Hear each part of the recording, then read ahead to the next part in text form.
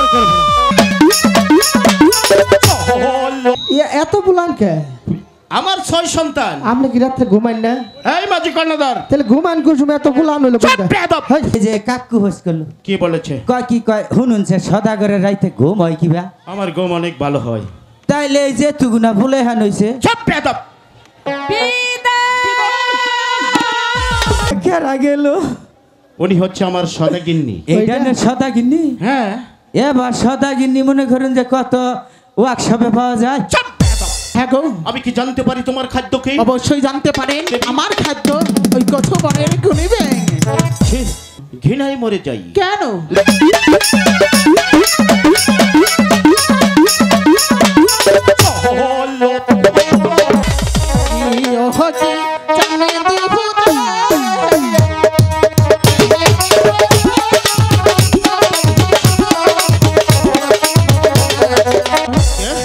আরে বলি চন্দ্র সদাগর। কে আমাকে চন্দ্র সদাগর বলে ডাকে? যার নাম শুনলে বাঘ ছাগলের গাটে জল পান করে গর্ভবতী নারী গর্ভবতী করে যায়। এই পৃথিবীটা ভূমিকম্পের মতো থরথর করে কাঁপে। তারা তোমার ওই স্পর্শ তার নাম ধরে ডাকে। কে তুমি? আমাকে চিনতে পারলেন না? কে তুমি? আমি হলাম পদ্মা দেবী। তুমি কিসের দেবী? আমি অষ্টকোটি নাগের দেবী। তুমি কি বলতে চাও দেবী? ওগো সদাগর মশাই, বলো দেবী। এই পৃথিবীর হিন্দু বৌদ্ধ খ্রিস্টান যত জাত আছে সবাই আমাকে দেবীত্ব স্বীকার করে। আপনি নাকি চন্দ্র সদাগর, এই বিশ্বমত বড় সদাগর আমাকে দেবীত্ব স্বীকার করেছে না, তাই আপনার কাছে চলে এসেছি। বেশ তো দেবী, এই পৃথিবীর সবাই যদি তোমাকে দেবী বলে স্বীকার করে, আমি চম্পাইপুর নগরের অধিপতি চাঁদ সদাগর আমিও তোমাকে দেবী বলে স্বীকার করি দেবী। ওগো সদাগর মশাই, বলো দেবী। আমাকে একখানা পুষ্পাঞ্জলি দিতে তোমাকে হবে। একখানা পুষ্পাঞ্জলি দিতে হবে? হ্যাঁ গো। আমি কি জানতে পারি তোমার পুষ্পের আয়োজন কি? হ্যাঁ গো সদাগর মশাই, বলো দেবী। আমার পুষ্পর আয়োজন আতপ চাউল গিতে মধু 5টি ফুল 1 পা দুধ এবং জাতকল হলে চলে। বেশ দেবী বেশ। চাঁদ সদাগরের রাজপ্রাসাদে এসেছো একটি মাত্র পুষ্পাঞ্জলির জন্য। তুমি এখানে কিছুক্ষণ অপেক্ষা করবে, আমি যাব অন্দর মহলে। এখানে গিয়ে আমি তোমার জন্য সুন্দরভাবে পুষ্প সাজাবো। আমার দাও পুষ্প তুমি আনন্দ ভক্ষণ করে এই চাঁদ সদাগরকে দিবে আশীর্বাদ দেবী। এই চন্দ্র সদাগরের কাছ থেকে আমি যদি পুষ্প নিতে পারি, এই পৃথিবীর হিন্দু বৌদ্ধ খ্রিস্টান যত জাত আছে সবাই আমাকে দেবীত্ব স্বীকার করবে। বিলম্ব হয়েছে, তার জন্য বাচ্চানা প্রার্থনা করছি। এই তো দেবী, আমি তোমার জন্য পুষ্প নিয়ে এসেছি। আমার দেওয়া পুষ্প তুমি আনন্দে গ্রহণ করো দেবী। ওগো সদাগর মশাই, বলো দেবী। আমি তো এই জায়গায় গ্রহণ করব না। কোথায় যেতে হবে? ওগো সদাগর মশাই, ওই তো চোখের মাঝে চেয়ে দেখেন বিন্না গাছের গোড়া, ওই গাছটি গুঁড়ে দিলেই আমি সদরে গ্রহণ করে নিই। বেশ দেবী, সদাগরের দেওয়া পুষ্পাঞ্জলি যখন তুমি এখানে গ্রহণ করবে না, ওই চোখের মাঝে বিন্না ছোবার করে গ্রহণ করবে। চলো দেবী, তুমি আগে চলো, আমি তোমার পিছে যাচ্ছি। ওগো সদাগর মশাই, বলো দেবী। আপনাকে অপমান করব? আপনি হলেন এই বিশ্বের সদাগর, বিশ্বের রাজা, আমি আপনাকে অপমান করব? না না না, আপনি আগে চলে, আমি আপনার পিছে আছি। বলো। সত্যি তোমরা দেববংশ, মানুষকে মর্যাদা দিতে জানো। তোমার কথা শুনে আমি চম্পাইপুর নগরের অধিপতি চাঁদ সদাগর আনন্দে মুখরিত হয়ে যাচ্ছি। আর বিলম্ব নয়, আমি উল্কার পেটে চলে যাবো। ওই চোখের মাঝে বিন্যাস করে আমি নিশ্চয়ই তোমাকে পুষ্পাঞ্জলি দেবো। আমার দেওয়া পুষ্প তুমি আনন্দে গ্রহণ করে এই হতভাগা চাঁদ সদাগরকে দিবি আশীর্বাদ দেবী। আসো দেবী, আসো। চলো। এই দেবী, ওখানে বসে তুমি কি খাচ্ছ দেবী? ওগো সদাগর মশাই, বলো দেবী। আমার খাদ্য আমি খেয়ে নিয়েছি। তোমার খাদ্য তুমি খেয়ে নিয়েছো? হ্যাঁ গো। আমি কি জানতে পারি তোমার খাদ্য কি? অবশ্যই জানতে পারেন। বলো দেবী। আমার খাদ্য ওই কত বনের গুনি ব্যাং। ছি, কেন? ছি, ছি, ছি, ছি, ছি। কেন? ঘৃণায় মরে যাই, কেন? লজ্জায় মরে যাই। যাওয়ার জন্য লক্ষ লক্ষ টাকা খরচ করে আমি পুষ্প নিয়ে এসেছি দেবো বলে আমি আর পুষ্প না খেয়ে পেয়েছো তুমি কত বনের ভাইয়া ভাই। এত বড় স্পর্ধা তোমার, আমি কি অপরাধ করেছিলাম? আমার পুষ্প না খেয়ে তুমি পেয়েছো ওই কত বনের ভাইয়া ভাই। এই পৃথিবীর মানুষ তোমাকে দেবী বলে স্বীকার করবে। এই চম্পাইপুর নগরের অধিপতি চাঁদ সদাগর তোমাকে কোনোদিন দেবী বলে স্বীকার করবে না। বেরিয়ে দাও। আমার পুষ্প তুমি ফেলে দিলে? ফেলে দিয়েছি। কেন ফেলে দিয়েছো? এই চাকরি করি আরেকবার যদি প্রশ্ন এই চাঁদ সদাগরের সম্পর্কে দাঁড়িয়ে করিস, তাহলে এই চাঁদ সদাগরের হাতের লাঠি দিয়ে তোর মাথা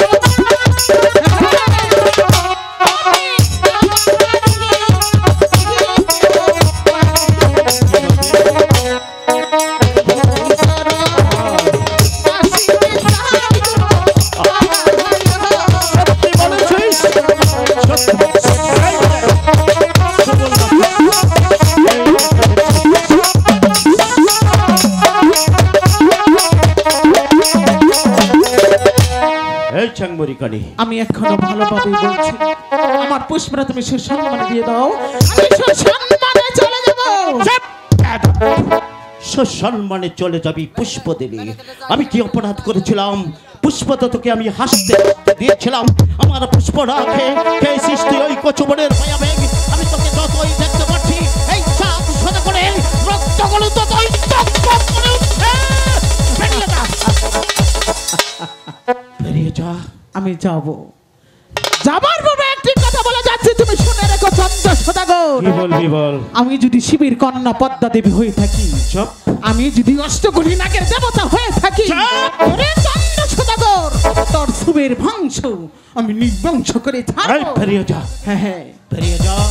পূজা নাই হে দিলি চান্দু, পূজা নাই হে দিলি কলঙ্কিনী জানি চান্দু, মাথায় তুলা নইলি, তাই নাকি? মাথায় তুলা নইলি।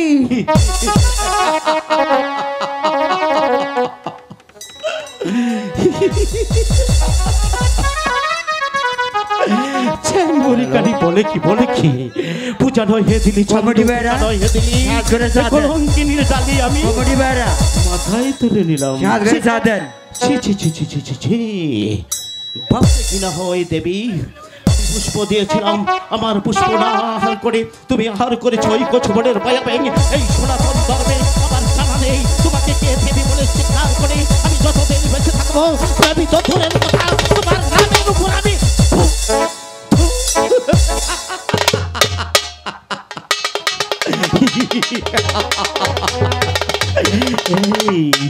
মরিকানি। নারী নাই তো আমাকে চিনতে পারছো না? আমি সেই উজান গায়ের চাঁদ সদাগর। প্রণাম সদাগর মশাই, বেঁচে প্রণাম। থাকো মাঝি কর্ণধর, বেঁচে থাকো। তা সদাগর আশীর্বাদ মশাই। রইল তোমাদের প্রতি। আমি বড় বিপদে পড়ে তোমাদের কাছে এসেছি। তোমরা কি পারবে আমাকে বিপদ থেকে রক্ষা করতে? আপনারা বিপদ, আমার বিপদ, কি বিপদ? মহা বিপদ। কোন? আমার 14 পুরুষের 14 ডিঙ্গা মধুঘর 12 বছর ধরে কালী দশাগরে ডুবে রেখেছি। হ্যাঁ। সেই কালী দশাগর থেকে আমার 14 পুরুষের 14 ডিঙ্গা মধুঘর জলের উপর বসে সুন্দরভাবে মেরামত করবে। আমি তোমাদেরকে উপযুক্ত এনাম দিব। ঠিক আছে, ঠিক আছে সদাগর মশাই, সাচি কর্ণধর, বলুন। তোমরা আমার ডিঙ্গা সাজাও, আমি আবার এসে আমার ডিঙ্গা নিয়ে যাব, একদম। তোমাদেরকে উপযুক্ত এনাম দিয়ে যাব। ঠিক আছে। আসি মাঝি কর্ণধর, নমস্কার। নমস্কার। না না, বড় দিন পর কান পাইছি। একটা বড় কাম পাইছি, হ্যাঁ। তাড়াতাড়ি ডিঙ্গা সাজাও। তোরা সাজাও তাড়াতাড়ি। ও না না, ডিঙ্গা সাজাও গো, হ্যাঁ, হ্যাঁ। আজ আমার প্রাণ ও না না, ডিঙ্গা সাজাও গো, আজ আমার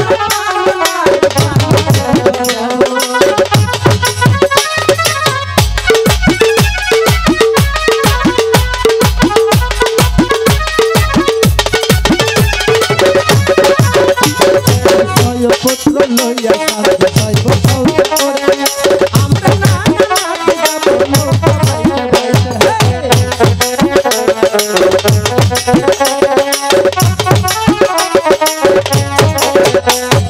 সয় পুত্র লইয়া সাজে সাইব সৌরে করে আমরা না যাব নৌকা বাইতে বাইতে না না ডিঙ্গা সাজাও গো।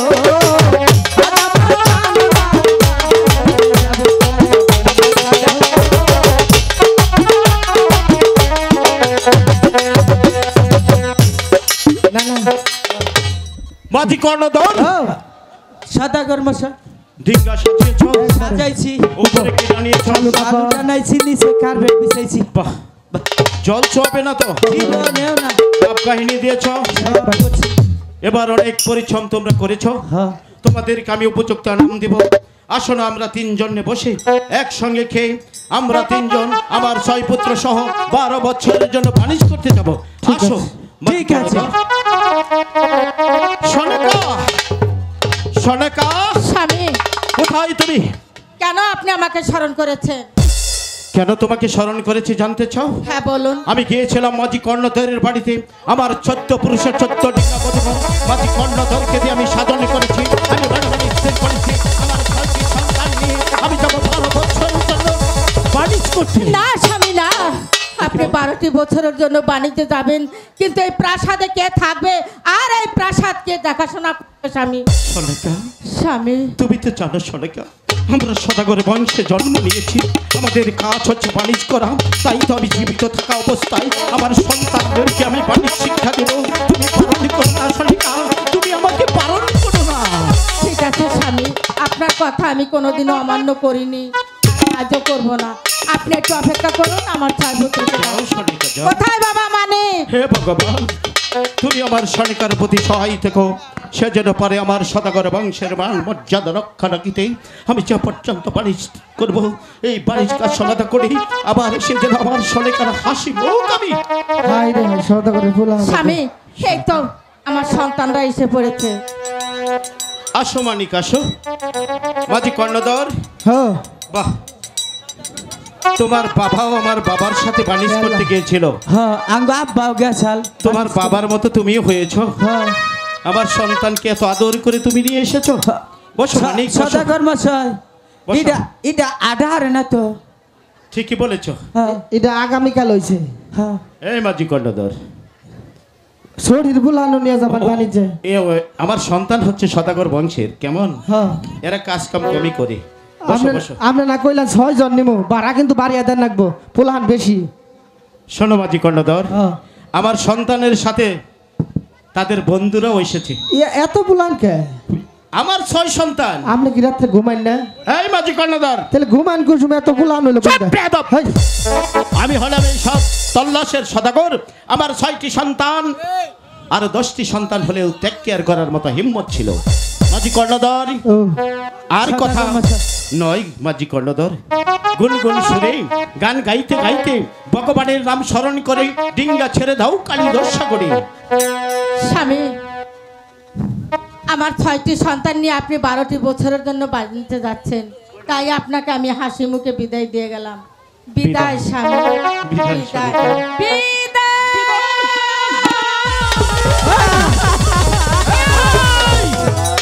মাঝি কর্ণধর, সদাগর মশাই, আসো আসো আসো।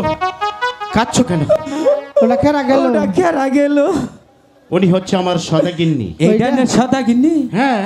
এবার সদাগিন্নি মনে করেন যে কত ওয়ার্কশপে পাওয়া যায়। চুপ, বেয়াদব। ভগবান যার ভাগ্যে যা লিখেছে তার চাইতে বেশি পাওয়ার নেই। ওইটি গেলে ভালো হইতো এটাই না?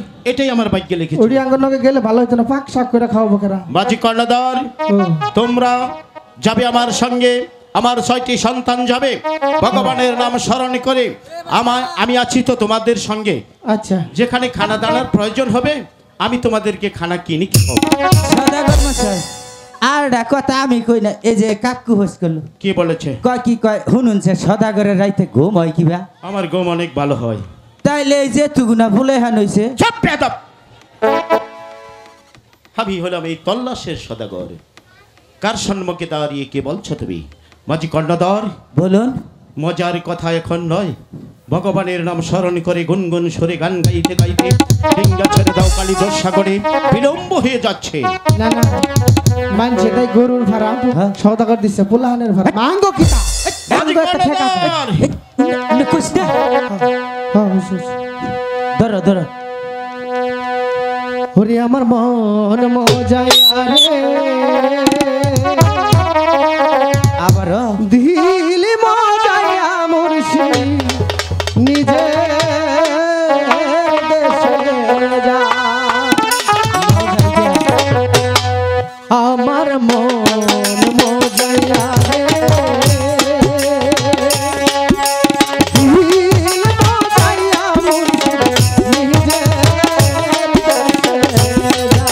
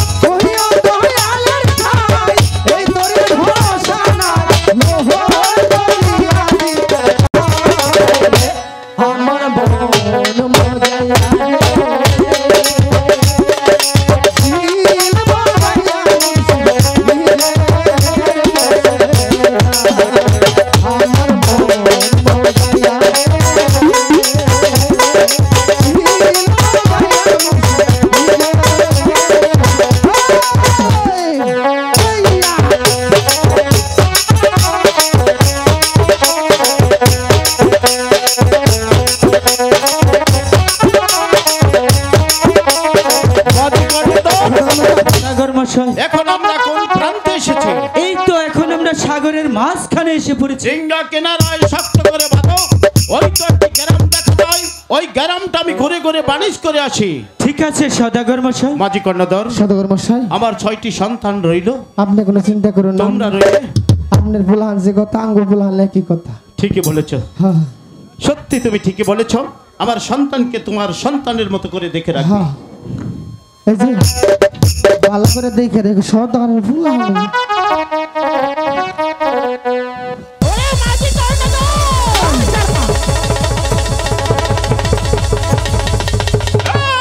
এই, মাঝি কর্ণধর, এদিকে আয়। কি হয়েছে তোর? সদাগর মশাই, এদিকে আয়। কাঁদছিস কেন? সদাগর মশাই, বল কি হয়েছে? আমার ধরুন। কি হয়েছে তোর? ওই যে দেখুন কি, কোথায়? এই যে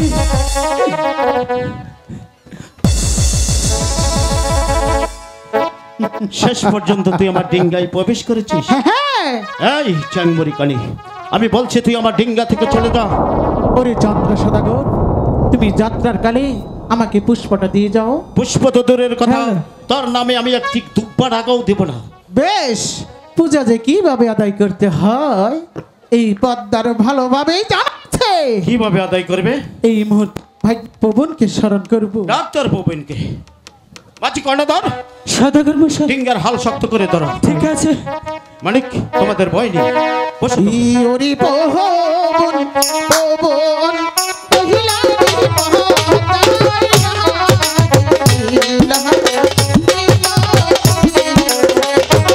মাঝি কর্ণধর, সদাগর মশাই, ডিঙ্গার হাল শক্ত করে ধরো।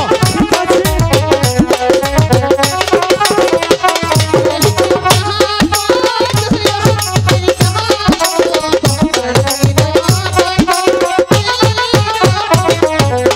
মাঝি কর্ণধর, সদাগর মশাই, উত্তর আকাশে মেঘ জমেছে, ডিঙ্গা কিনারায় যাবো। চাপা চাপি।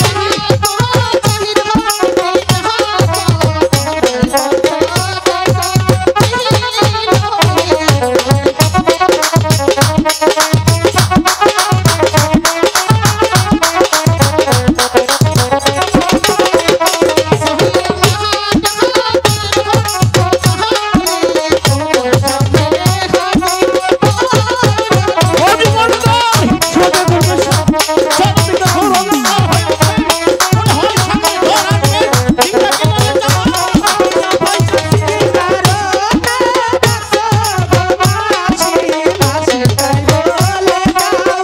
মাঝি কর্ণধর, তুমি ডিঙ্গা কিনারায় যাবো।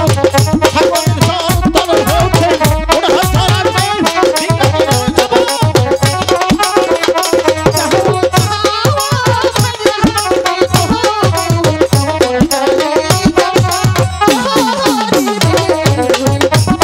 মাঝি কর্ণধর, ডিঙ্গা কিনারায় যাবো।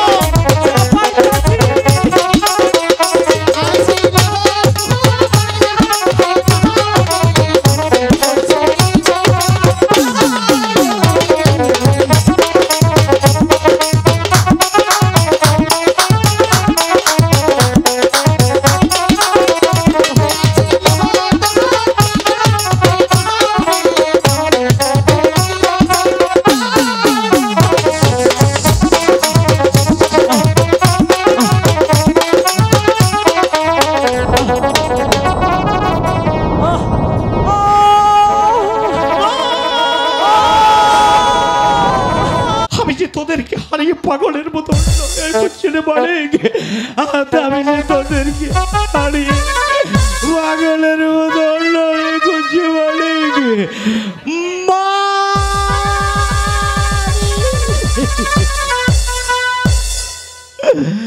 আমার ডাক কেউ শুনতে পারছে না। আমি এখন বাঁচতে বাঁচতে কোন প্রান্তে এসেছি ভগবান? একটি পূজার জন্য সর্বনাশী পদ্মা আমারে তো ক্ষতি করে দিল।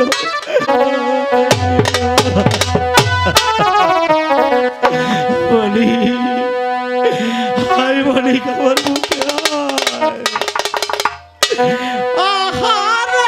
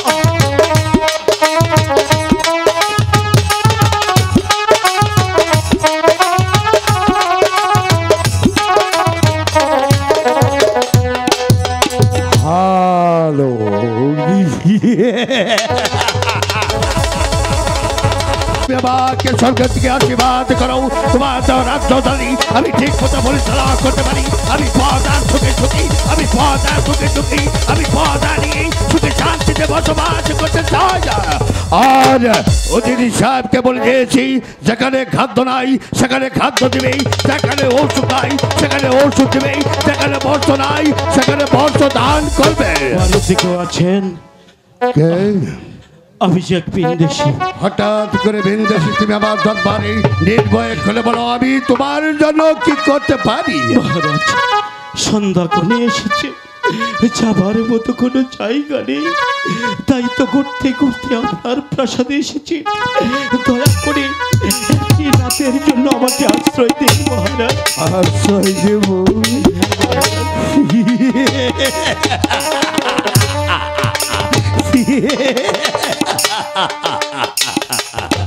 আমাকে হাসালে বিন্দেশি। ওগো বিন্দেশি, হয়তো তুমি জানো না, তোমার মতো এক বিন্দেশি ছিল আমার বাড়িতে আশ্রয় নিতেই। সে যে আশ্রয় সোনা করে আমার বাড়িতে করেছিল চুরি ডাকাতি, সেদিন থেকে আমি প্রতিকার করেছি আর কোনো বিন্দেশিকে আশ্রয় দেব না। আমি সে আগের বিদেশের মতো নই, বিশ্বাস করুন। আজ আমি সব কিছু হারিয়ে সন্ধ্যা কোণে এসেছে বলেই তো আপনার প্রাসাদে এসেছি। দয়া করে একটি রাতের জন্য আশ্রয় দিন মহারাজ। ভগবিন্দ সিং, আমাকে একটু ভাবতে দাও। ওগো ভগবান, যদি আমি এই বিন্দেশিকে আশ্রয় না দিই তাহলে আমি তোমার দরবারে পাপী হয়ে যাব। এই মুহূর্তে আমি কি করতে পারি? ওগো ভগবান, আমাকে ওগো বিন্দেশি। মহারাজ, বিন্দেশি, আমি আশ্রয় দিতে পারি একটি শর্তে। যদি আমার শর্তে রাজি হও তাহলে তুমি আশ্রয় পাবে, আর যদি আমার শর্তে রাজি না হও তাহলে যে পথে যেতে চাও তুমি সেই পথে চলে যাবে। একটি শর্ত কেন, আপনার হাজার শর্ত আমি অবলম্ব বস্তুকে পালন করব। বলুন মহারাজ, আমার কি শর্ত পালন করতে হবে? আমার এক নম্বরের শর্ত হলো, আগামীকাল সূর্য উদয় সঙ্গে সঙ্গে তুমি আমার সাথে সাক্ষাৎ করে চলে যাবে। আর যদি সাক্ষাৎ না করে চলে যাও, এই দুনিয়ার যে কোনো প্রান্তে চলে যাবে, আমি তোমাকে সেখান থেকে ধরে আনবো। কথাটা মন থাকবে? ঠিক আছে মহারাজ, ঠিক আছে। আমি আপনার সম্মুখে দাঁড়িয়ে কথা দিচ্ছি, আগামী প্রত্যুষে পূর্ব আকাশে সূর্যোদয় হলে আমি আপনার সাথে সাক্ষাৎ করে তবে আপনার অতিথিশালা আমি ত্যাগ করিব মহারাজ। ঠিক আছে, আমি তোমাকে বিশ্বাস করলাম।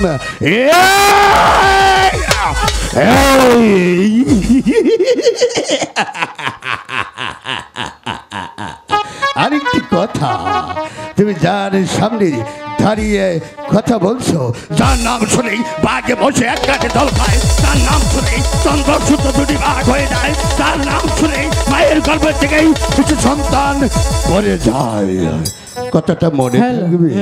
আমার নাকি যা ওয়াদা করলে অক্ষরে অক্ষরে পালন করবে।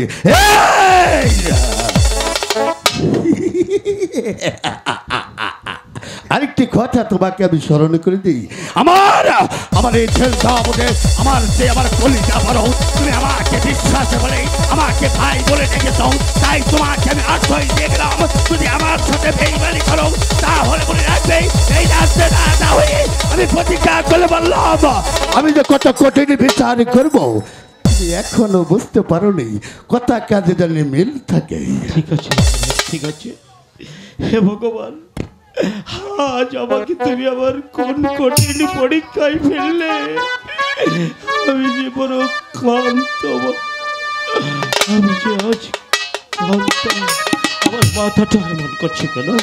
আমি যে স্থির থাকতে পারছি না, আমি একটু বিশ্রাম করে যাই। কমিউনিটিকে দৃষ্টি আকর্ষণ করে বলছি, আপনারা একটু সাজঘরে চলে আসেন, একজন শিল্পপতি চা পানির ব্যবস্থা করেন। ওই তো ওই চন্দ্রশতকর ওর ছয় পুত্রকে হারিয়ে এই রাখালে যে আশ্রয় নিয়েছিস, তুই কে ভেবেছিস এই পদ্মাতা কিছু জানতে পারবে না? আমি সেই রানীর গলার হার চুরি করে এনেছি। এই গলার হার আমি তোর কাছে রেখে গেলাম,